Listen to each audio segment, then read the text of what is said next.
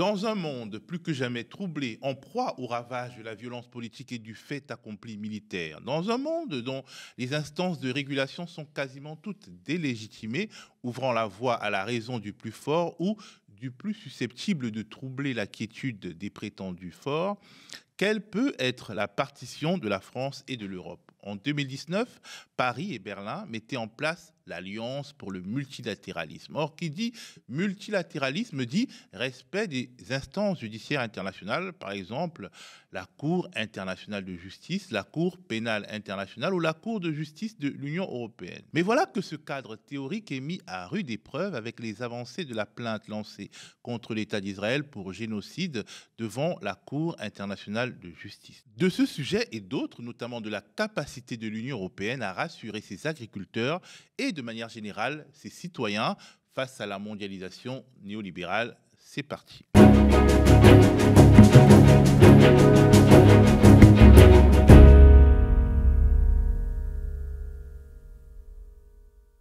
C'est un arrêt rendu par la Cour internationale de justice à titre conservatoire. Mais c'est un arrêt dont l'effet symbolique est immense, notamment parce qu'il légitime en quelque sorte les alertes sur les potentialités génocidaires de l'offensive armée israélienne en cours à Gaza depuis maintenant plusieurs mois. Le verdict était très attendu après la plainte déposée par l'Afrique du Sud pour génocide contre Israël. Ce vendredi, la Cour internationale de justice, plus haute juridiction des Nations Unies, a déclaré que l'État hébreu doit prévenir et punir l'incitation au génocide à Gaza et y permettre l'accès de l'aide humanitaire. Cependant, cette juridiction, basée à La Haye, n'a pas ordonné un cessez-le-feu. Bien entendu, l'État d'Israël a rejeté cet arrêt et n'a, par exemple, pas pris de mesures immédiates et efficaces pour permettre la fourniture de l'aide humanitaire à la population civile de Gaza, comme préconisé. Mais les observateurs attendaient la réaction de nombreux pays, notamment de la France, chantre du multilatéralisme et historiquement attaché à ce qu'on appelait sa politique arabe. Alors, disons que la France avait déjà annoncer les couleurs avant l'arrêt de la Cour internationale de justice par la voix de Stéphane Séjourné, le tout nouveau ministre des Affaires étrangères. Nous disons fermement aux Israéliens, le respect du droit s'impose à tous, les frappes systématiques à Gaza doivent cesser. Mais les mots, Madame Obono, ont un sens. Les mots ont un sens. Et accuser l'État juif de génocide, c'est franchir un seuil moral. Le 26 janvier dernier, juste après l'annonce de l'arrêt de la Cour internationale de justice, le Quai d'Orsay réagissait dans un communiqué. La France est profondément attachée au respect du droit international et réaffirme sa confiance et son soutien à la Cour internationale de justice. La France relève que, dans son ordonnance de ce jour, la Cour indique des mesures conservatoires sur le fondement de l'article 41 de son statut, dans l'attente d'un jugement sur sa compétence et sur le fond. Dans ce cadre, la Cour va prochainement informer les parties à la Convention génocide de la faculté qui leur est ouverte de présenter des observations sur l'interprétation de la Convention. La France envisage de se prévaloir de cette faculté et de déposer des observations sur l'interprétation qu'elle fait de la Convention, comme elle l'a fait dans les affaires Ukraine-Russie et Gambie-Myanmar. Elle indiquera notamment l'importance qu'elle attache à ce que la Cour tienne compte de la gravité exceptionnelle du crime de génocide qui nécessite l'établissement d'une intention. Comme le ministre de l'Europe et des Affaires étrangères a eu l'occasion de le noter, les mots doivent conserver leur sens. Bertrand, est-ce qu'on peut dire que ce communiqué traduit une forme de désapprobation vis-à-vis de l'arrêt de la Cour internationale de justice? Elle traduit d'abord un embarras.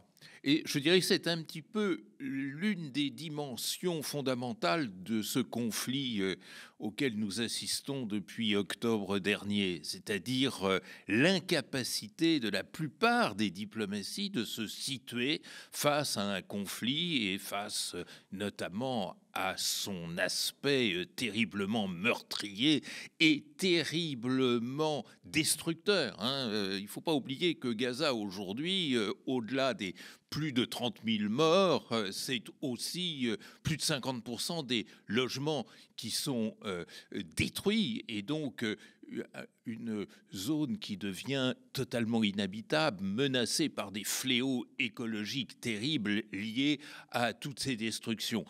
Face à cela, la communauté internationale est incapable non seulement de réagir clairement.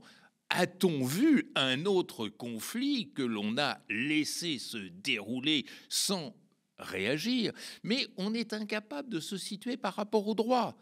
Il y a un droit humanitaire, il y a un droit international, l'un et l'autre ont été violés.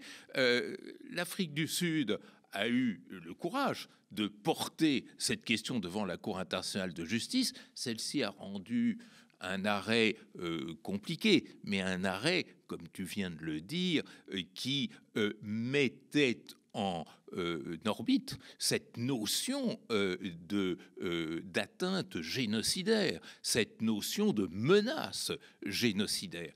Et face à cela, on s'aperçoit que la plupart des diplomaties sont incapables d'assumer cette réalité juridique. On ne peut pas totalement la rejeter. La France dit qu'elle soutient le multilatéralisme, elle en est même l'un des promoteurs, mais on ne peut pas non plus totalement l'accepter. Donc on se trouve dans une situation absurde, ambiguë, contradictoire, où le droit devient un instrument politique manipulé au gré des choix timorés des diplomaties, qu'elles soient d'ailleurs européennes, nord-américaines ou même de la Russie, qui est étrangement silencieuse dans cette affaire, et on sait que cela est lié en partie au lien qu'il y a entre Moscou et Tel Aviv. Mais par exemple, à Paris, on semble dire que la manipulation vient plutôt de l'Afrique du Sud, voire de la Cour internationale de justice, qui, pas une manipulation des concepts juridiques, mais des concepts tout simplement, notamment le concept de génocide, qui serait inadmissible d'évoquer, même en termes de potentialité. Oui, mais en fait, aucune des diplomaties ne veut franchir le pas, n'ose franchir le pas de la censure de l'État d'Israël. Et de ce fait, on va jouer des ambiguïtés. Non, le terme de génocide est un terme excessif. On ne s'est pas gêné pour parler des autres génocides. On ne veut pas imputer à l'État d'Israël un génocide pour plusieurs raisons. D'abord pour des raisons mémorielles. C'est absolument évident. Il y a toujours ce sentiment, cette culture de la culpabilité à l'égard du peuple juif, moyennant quoi on accepte, non pas des juifs, n'entrons pas dans cette logique, mais de l'État d'Israël, n'importe quel comportement. Ça, c'est une dimension. Il y a une deuxième dimension, c'est qu'on a très tôt, et c'est pas seulement du 7 octobre que cela provient, présenter l'État d'Israël comme la pointe avancée de la civilisation occidentale dans le monde du Sud. Une sorte d'entrée dans ce Sud que représente le Proche-Orient de la civilisation occidentale. Donc, c'est un aveu aussi d'un projet colonial, quelque part. Quelque part, ça y ressemble. Ça y ressemble. Et ça veut dire, effectivement, de plus en plus, Israël est annexé au camp occidental et on ne veut pas condamner un acteur de ce camp auquel on s'identifie. C'est toujours le problème en relation internationale de l'identification. Je suis extérieur à un conflit, à qui vais-je m'identifier? Et là, il y a un refus très fort de s'identifier à la cause palestinienne pour 1001 raisons, et il y a en même temps une pression très forte pour s'identifier à la cause israélienne. Dès lors que cette identification vient se concrétiser, évidemment, l'accusation de génocide devient une accusation insupportable. Donc on va la contourner beaucoup plus que la combattre, car effectivement, on émet des réserves sur la notion de génocide, mais on ne démontre pas les fondements de cette réserve. Et c'est ça qui est intéressant, c'est que finalement, on cherche plutôt à échapper au débat plutôt que d'y participer de manière active, parce que là, les arguments sont difficiles d'expliquer en quoi cette opération incroyable sur Gaza... Et longue, ça dure. Et longue, comment on laisse faire et comment on peut imaginer que non seulement la destruction humaine, mais la destruction matérielle, la destruction écologique de toute une zone ne puisse pas porter, sinon un génocide, du moins, comme le disent les juristes sud-africains, un risque génocidaire. l'argument est incontournable de ce point de vue-là. Donc on esquive le débat. Et c'est ce qui est en train de se passer, sachant que de toute manière, une fois que cet arrêt est rendu, le temps sera long, le temps judiciaire et juridique sera long, et on mise sur l'oubli pour effectivement masquer, occulter, ce qui est quand même une des crises, cette crise de Gaza, ce conflit gazaoui, cette destruction de Gaza, c'est quand même l'un des événements les plus meurtriers que l'on ait connus depuis 1945. Est-ce que, pour revenir à cet arrêt de la Cour internationale de justice, Bertrand, est-ce que la France, est-ce que l'Europe peuvent l'ignorer dans les faits, notamment dans leur rapport avec l'État d'Israël, qui est dans les faits placé sous surveillance? Est-ce qu'il n'y a pas un risque, justement, d'être accusé de complicité si on continue la vie comme si de rien n'était, malgré qu'un tribunal spécialisé ait pointé des risques que tout le monde, parmi toutes les nations, devrait prendre en compte? Mais alors, tu mets le doigt sur ce qui est l'essentiel et qui, moi, personnellement, m'intéresse le plus, c'est-à-dire la dimension subjective des choses. C'est-à-dire que ce deux poids, deux mesures, comme on dit, cet engagement sourd mais réel du côté d'Israël, il est très profondément perçu, non seulement chez les Palestiniens, non seulement dans l'opinion publique arabe, mais d'une façon générale au Sud. C'est-à-dire cette espèce de mutisme, de malaise, ce que nous décrivions à un instant du monde occidental, vient renforcer cette perception négative que le Sud global a du monde occidental. Et ça, c'est probablement l'un des dangers les plus réels qu'encourt le monde occidental à l'occasion de cette crise. C'est-à-dire cette crise a amplement confirmé l'engagement de l'Occident du côté d'Israël et surtout le mépris à l'égard des populations du Sud. Ça, c'est très profondément ressenti. Il y a quand même dans les relations internationales aujourd'hui un fondement raciste, c'est-à-dire cette manière de juger les morts sur un mode inégalitaire. Il y a des morts plus graves que d'autres, il y a des destructions plus graves que d'autres, il y a des risques et des périls écologiques plus graves que d'autres. Et ça, c'est amplement perçu, et je dirais même peut-être aggravé dans les pays du Sud, ce qui nous annonce des années prochaines, des décennies peut-être, de tensions.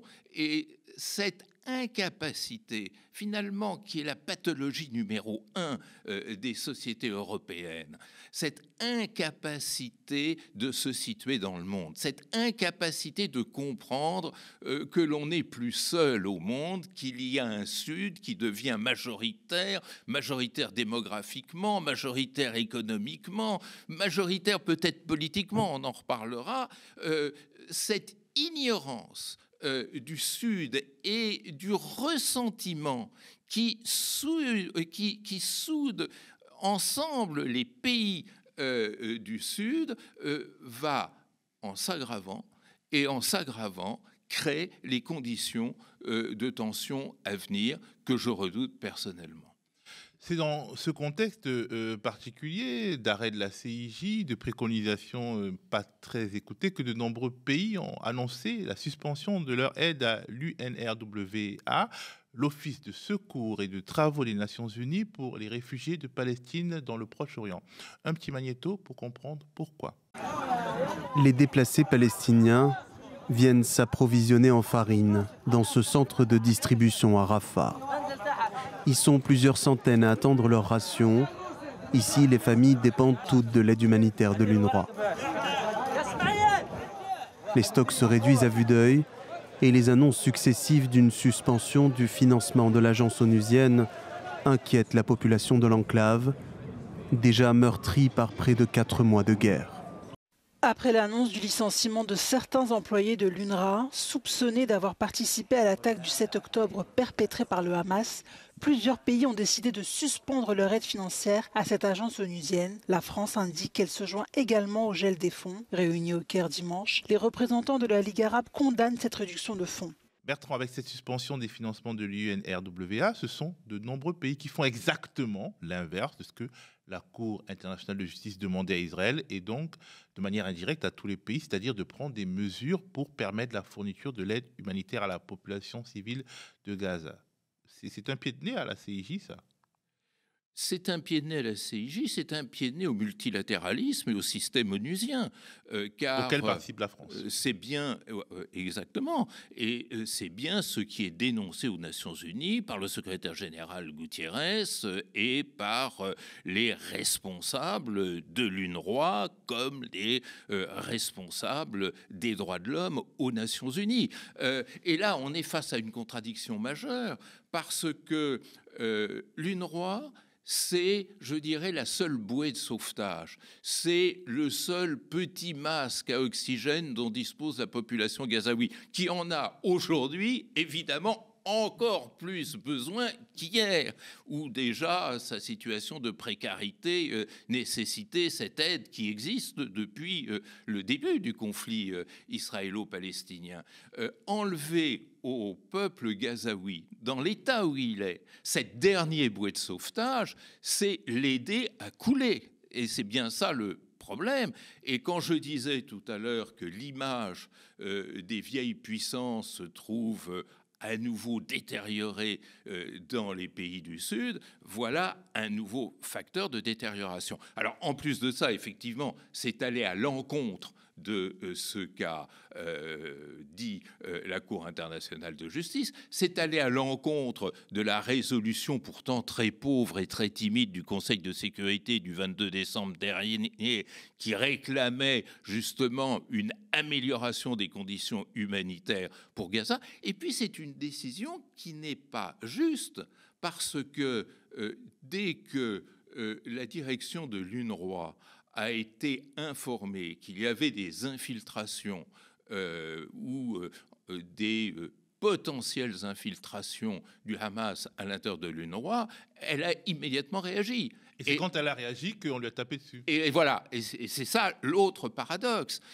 Et puis, il faut quand même, pour nos amis qui nous suivent, rappeler ce qu'est l'UNRWA. C'est une agence onusienne qui est installée en territoire occupé, là, en l'occurrence, à Gaza, et qui recrute pour fonctionner, pour assurer, je dirais, la quotidienneté de son action d'aide, une population locale. Et cette population locale, chacun sait sa proximité par rapport à différentes organisations palestiniennes, et parmi ces organisations palestiniennes, Hamas. C'est-à-dire qu'il n'est pas surprenant de découvrir qu'il y a des liens entre les... une poignée, en fait. Une poignée. Bon, et immédiatement, la direction, M. Lazzarini, qui est le patron de l'UNRWA sur place à Gaza, a réagi en disant qu'une enquête allait être menée et que les personnes qui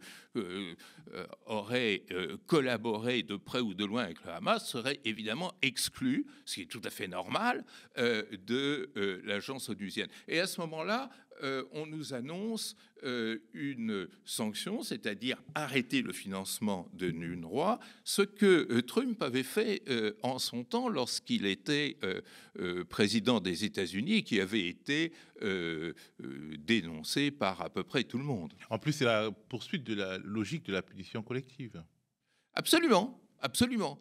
Et à un moment, et là, franchement, je m'étonne qu'on ne prenne pas tous les risques encourus aujourd'hui à Gaza au sérieux, c'est-à-dire des risques sanitaires, des risques liés au bombardement, de destruction, de mort, de catastrophes écologiques. Donc, dans un moment où tout le monde vous explique qu'à Gaza, la situation devient plus qu'infernale, on arrête l'aide internationale, au lieu, effectivement, d'exiger, ce qui serait totalement légitime, que cette organisation soit impeccable dans son recrutement et dans la mobilisation de son personnel.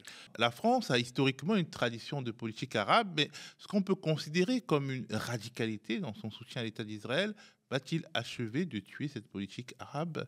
Et en plus, on parle beaucoup du risque d'exportation du conflit israélo-palestinien en France, mais le problème à moyen terme n'est-il pas la perception, tu en parlais, de la valeur de la vie, des vies arabes, avec le potentiel explosif d'identification, là aussi, qui va avec?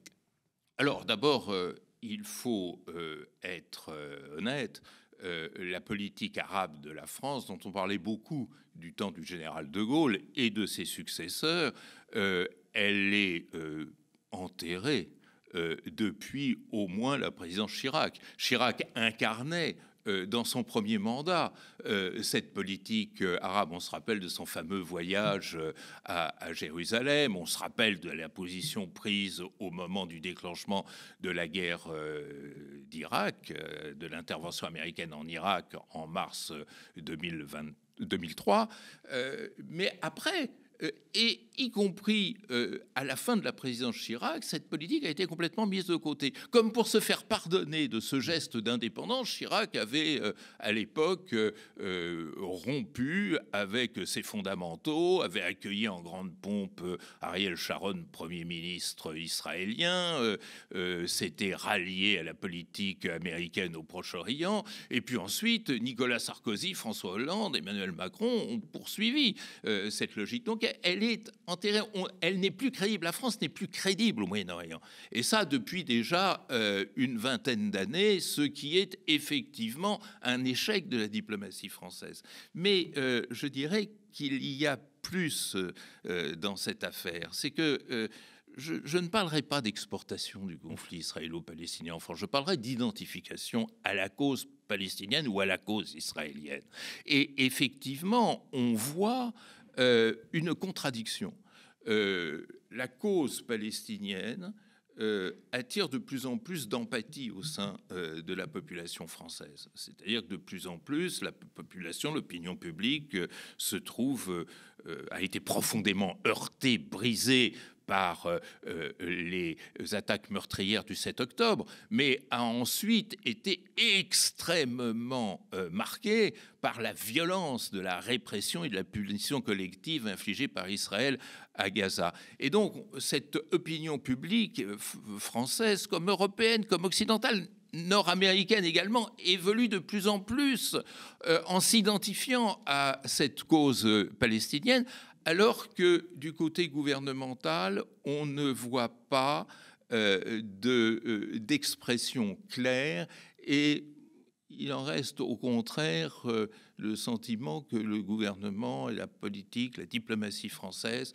sont de plus en plus attachés à la défense à tout prix du gouvernement israélien et de l'État d'Israël. Ce qui est effectivement un échec dans la capacité de la France et de la diplomatie française de peser dans les pays du Sud.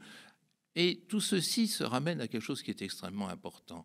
C'est la manière dont de plus en plus on marginalise ce conflit dans les médias en France. Je regardais le journal télévisé de 20h sur France 2 hier, alors qu'il se passe des choses terribles à Khan Younes, pas un mot, pas une phrase sur le conflit gazaoui. Pas une phrase dans le journal de 20h d'hier soir, c'est-à-dire de jeudi 1er février. En revanche, de longs reportages sur la réparation des téléphones portables et sur les flamants roses. Mais pas un mot sur Gaza. Ce qui en dit long, parce que l'opinion publique est tenue hors de ce débat, et ce débat semble limité à une classe politique elle-même restreinte d'ailleurs. Il n'y a pas une participation égale et unanime de toute la classe politique à ce débat, et il en ressort ce dont on parlait il y a un instant, c'est-à-dire cette volonté de ne pas contredire cette politique israélienne telle qu'elle est menée par le gouvernement Netanyahou, ce qui est une forme de blanc-seing donné à un État. Pourquoi ça s'interromprait-il dès lors qu'il perçoit que partout dans le monde, en tous les cas dans le monde du Nord, on laisse faire. J'aimerais qu'on évoque maintenant un sujet, l'Europe. Cette année, il y aura des élections européennes et les agriculteurs de nombreux pays, dont la France, font entendre un malaise qu'il est difficile de dissocier de l'Europe, de l'Union européenne et de sa politique agricole commune, ainsi que des traités de libre-échange dans lesquels elle s'enrôle, ou pas. D'ailleurs, Bertrand, tu vois plutôt généralement la mondialisation dans son côté, le verre à moitié plein, mais là, on a l'impression que l'Union européenne, telle qu'elle est conçue, est un catalyseur du sentiment d'insécurité économique. Je crois que l'Europe, comme la France, mais bon, la France fait partie de l'Europe, l'Europe n'a toujours pas compris ce qu'était la mondialisation. Et c'est normal d'un certain point de vue. L'Europe a inventé le premier système international qui est le système international officiel d'aujourd'hui. Et donc l'Europe continue à vivre dans le système international comme si on était au XIXe siècle, ou avant, ou même, je dirais, dans la première moitié du XXe siècle. C'est-à-dire comme si on était seul au monde. Et de ce fait, on n'arrive pas à comprendre ces crises nouvelles qui se développent, notamment dans le monde agricole, mais pas seulement dans le monde agricole. On pourrait parler de la migration, le thème est voisin d'un certain point de vue, c'est-à-dire ne pas comprendre qu'il faut totalement repenser nos sociétés, nos économies, notre politique, parce que désormais, nous vivons avec le monde, nous vivons dans le monde, alors qu'autrefois, on vivait sur le monde, en quelque sorte. Et si on prend maintenant la question agricole, bien entendu, les agriculteurs sont légitimement scandalisés de constater qu'on importe des produits qui ne correspondent pas aux normes écologiques qu'on impose à ces mêmes agriculteurs français. Et on comprend fort bien cette révolte et cette incompréhension. Mais il faut savoir qu'il y a deux choses qui se cachent derrière cela, et deux choses dont il faudra bien débattre un jour de manière claire. Première chose, c'est que les pays du Sud font valoir qu'ils ont beaucoup plus de mal à respecter les normes nouvelles que les pays qui sont installés depuis un bon bout de temps dans une situation de développement économique et également d'innovation sur le plan technologique. Et donc, effectivement, la pression des pays du Sud, c'est de dire, mais soyez plus accommodants avec nous, car nous avons plus de difficultés à respecter ces normes, comme vous, lorsque vous assuriez votre développement économique au XIXe siècle, eh bien, vous étiez totalement affranchis du respect de ces normes. Ça, c'est un vrai problème. Et même s'il faut garder cette pression pour normer le monde en matière écologique, il faut bien admettre cette remarque. Mais de toute façon, et c'est mon deuxième point, mais de toute façon, nous ne sommes plus dans le monde d'hier. C'est-à-dire que de toute façon, il faudra désormais compter avec les autres agricultures, comme il faudra compter avec les autres industries. Mais là, en fait, c'est plutôt l'agriculture, pas des pays du Sud, mais d'autres pays suivant le chemin des pays du Nord, peut-être plus rapidement, des pays du Nouveau Monde, on va dire, le Brésil, la Nouvelle-Zélande, qui ont, disons, des exploitations plus grandes, des technologies peut-être plus radicales, des cultures, des traditions culturelles moins paysannes, qui font la concurrence aux agriculteurs européens. Oui, Nouvelle-Zélande et Brésil, je ne mettrai pas dans la même catégorie.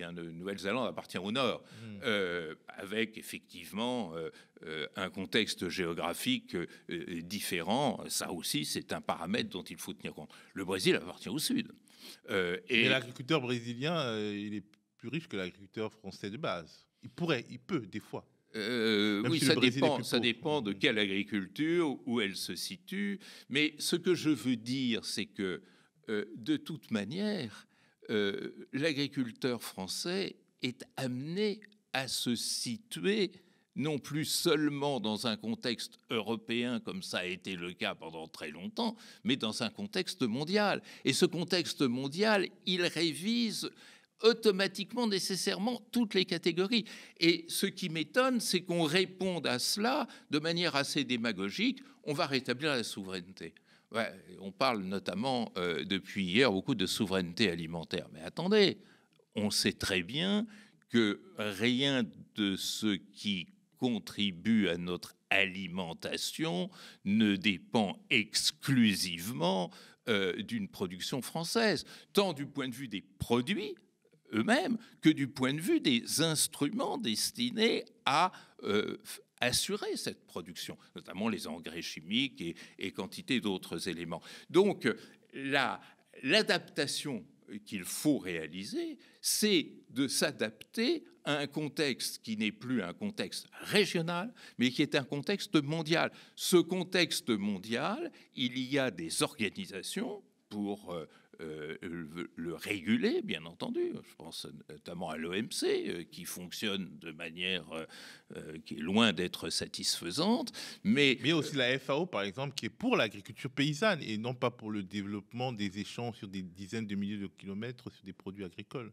Mais bien entendu, de toute façon, l'agriculture de proximité est un bien absolu pour tout le monde. C'est-à-dire pour les pays du Nord qui, effectivement, permettent ainsi à leur population rurale de vivre et qui diminuent les coûts que représente le transport de produits qui viennent de loin, comme pour les pays du Sud, où on a démantelé la fameuse souveraineté alimentaire a été perdue depuis par le Sud. Mais oui, et surtout, l'une des bases de la crise sociale qui affecte les pays du Sud, c'est la disparition de leur paysannerie traditionnelle. Et donc, le remplacement par une paysannerie industrielle, par une agriculture industrielle qui vient complètement saper les bases de cette paysannerie locale. Mais même si l'on admet cela, on ne peut pas entrer dans une logique de totale souveraineté alimentaire. On peut imaginer justement un multilatéralisme alimentaire parce que on peut penser que l'agriculture paysanne obtiendrait les faveurs des peuples du Nord et du Sud. Ça pourrait être l'objet d'un consensus, justement, le rapprochement des aliments et des alimentés, si on peut dire. Oui, mais tout ceci est vrai, mais ne peut en aucun cas faire disparaître deux paramètres qu'il faut avoir en tête. D'abord, le référent, comme je disais tout à l'heure, n'est plus régional, mais il est mondial. C'est-à-dire qu'au XIXe siècle, au début du XXe siècle, l'agriculture française n'avait pas à se préoccuper de ce qui se faisait en Afrique ou en Asie ou même en Amérique latine. Aujourd'hui, de toute façon, on n'échappera plus à ce décor, à ce contexte mondialisé. Ça, c'est un premier élément. Et le deuxième élément, c'est que les choses étant ce qu'elles sont, on ne parviendra plus jamais à la totale souveraineté alimentaire. Et d'ailleurs, à tel point que ceux qui parlent de souveraineté alimentaire de manière autorisée le font avec beaucoup de prudence. La souveraineté alimentaire telle qu'elle est définie par la FAO, ce n'est pas l'autarcie alimentaire, c'est le droit des peuples de consommer conformément à leurs traditions et à leurs besoins, ce qui est déjà une notion bien différente. Penser que l'on peut réaliser une souveraineté alimentaire sous forme d'une autarcie, ça, c'est quelque chose qui est complètement déplacé par le contexte actuel. J'aimerais qu'on regarde, avant de poursuivre et de clore cette discussion, un petit magnéto.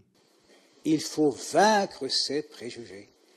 Ce que je vous demande là est presque impossible, car il faut vaincre notre histoire. Et pourtant, si on ne la vainc pas, il faut savoir qu'une règle s'imposera, mesdames et messieurs. Le nationalisme, c'est la guerre. Le nationalisme, c'est la guerre, disait François Mitterrand, et la construction européenne, c'était censé être l'antidote contre le nationalisme, mais c'est dans ce cadre que les partis d'extrême droite progressent un peu partout et qu'une nouvelle forme de nationalisme surgit. Certes, ce n'est plus le français contre l'allemand, mais une forme de nationalisme européen belliqueux et, disons les mots, raciste. Comment expliquer cette évolution du fameux projet européen quand on voit que l'AfD en Allemagne fait des bonds incroyables, le RN, etc. Partout, ça monte. Et le nationalisme, dans sa version 3e millénaire, 21e siècle, d'abord, n'a plus rien à voir avec le nationalisme dans sa version 19e siècle. Au 19e siècle et au 20e siècle, notamment pour les pays du Sud, le nationalisme était synonyme d'émancipation. Aujourd'hui, le nationalisme est devenu synonyme de repli. Et ce repli est animé par un sentiment qui a toujours joué un rôle essentiel dans les relations internationales, qui est la peur. Le nationalisme, c'est le porte-voix de la peur. De la peur de quoi? De la peur du changement. Parce que effectivement, mais les changements sont peut-être trop rapides. Oui, enfin, le changement, il est ce qu'il est. C'est pas le changement qui est trop rapide, c'est au contraire la perception du changement qui est trop lente. Et cette pathologie grave qui nous affecte vient du fait qu'un certain nombre d'entrepreneurs politiques vendent la peur, renforcent la peur, cultivent la peur pour pouvoir en faire une marchandise électorale.